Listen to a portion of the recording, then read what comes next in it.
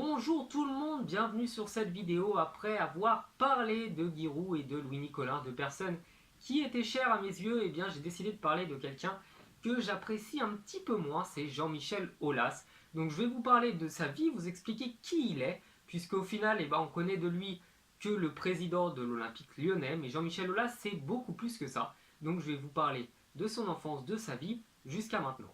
Jean-Michel Aulas est né le 22 mars 1949 à bord de l'Étoile de la Mort. Donc il y était Jedi auparavant avant de passer du côté obscur de la Force après sa rencontre en 1987 avec Lord Voldemort Bernard Tapie.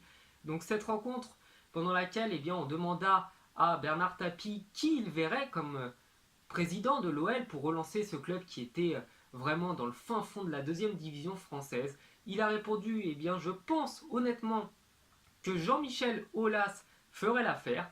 Il a pris les mots de Bernard Tapie comme étant un défi. Il a accepté le défi et il a décidé de relancer l'Olympique lyonnais. Le seul problème pour reprendre l'Olympique lyonnais, c'est qu'il y avait beaucoup de dettes.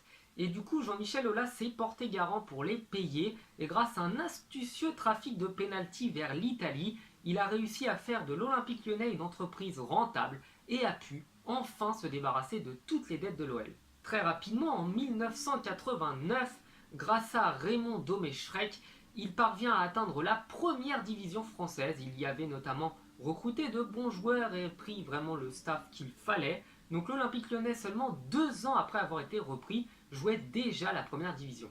Pendant à peu près 10 ans, Jean-Michel Aulas s'est efforcé de faire de Lyon un grand club français et il a pu acheter en 2002 auprès de la LFP 7 championnats de France à la suite, puisqu'il y avait une fameuse offre de 6 championnats achetés, le 7e est offert. Grâce à cela, il s'est basé sur une équipe solide d'arbitres et il a pu devenir le seul club français autorisé légalement à jouer avec 12 joueurs, puisque l'arbitre étant toujours avec eux.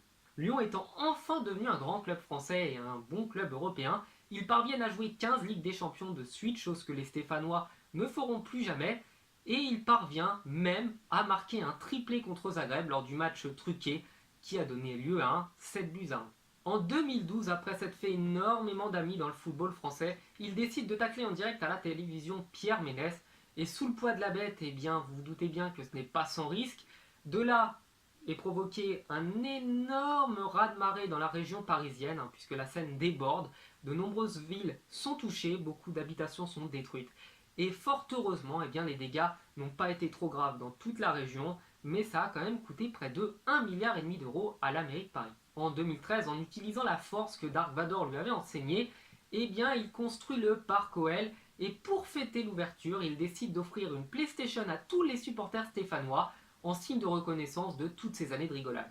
En 2017, il part sur la Canebière, puisque c'est une région qui lui est chère, et il découvre une nouvelle sorte de rage après les transferts de Neymar et Mbappé, puisque beaucoup d'entre vous ne le savent peut-être pas, mais Jean-Michel Aulas est également un amoureux de médecine et de la recherche, c'est un grand chercheur, donc on attend encore les résultats de cette nouvelle maladie, savoir si elle est contagieuse, savoir si elle est dangereuse, mais toujours est-il que Jean-Michel Aulas est celui qui a découvert cette nouvelle sorte de rage. En 2019, il parvient à devenir, enfin, après 30 ans de travail acharné, le président de club le plus détesté, puisqu'il y en avait eu quand même pas mal avant lui. Il a réussi à le devenir, c'était son but, et désormais nous attendons de voir quels seront ses prochains objectifs. Voilà, cette vidéo est terminée.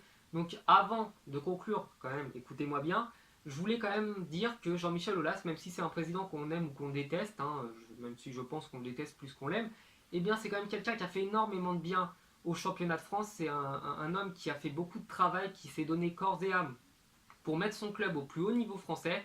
Il a réussi à le faire. C'est grâce à lui si pendant à peu près 10 ans, la France était représentée en Europe. Il n'y avait pas d'autre club que l'Olympique lyonnais qui arrivait à tenir tête à des clubs comme le Barça, le Real de Madrid ou le Bayern. Même si j'ai pas mal vanné, c'est quand même quelqu'un qu'il faut respecter. Et donc, je vous demande quand même d'avoir un petit peu de second degré et d'avoir accepté, si vous êtes lyonnais, mes blagues, même si je pense qu'elles ne feront rire probablement que moi. Voilà, n'hésitez pas à vous abonner pour me suivre, pour me parler, pour me donner vos avis sur cette vidéo, ou même si vous voulez que je parle plus sérieusement, parce que je suis beaucoup plus sérieux généralement, d'autres entraîneurs, d'autres sélectionneurs, de joueurs, etc. Dites-moi tout ça dans les commentaires, et je vous dis à la prochaine, ciao.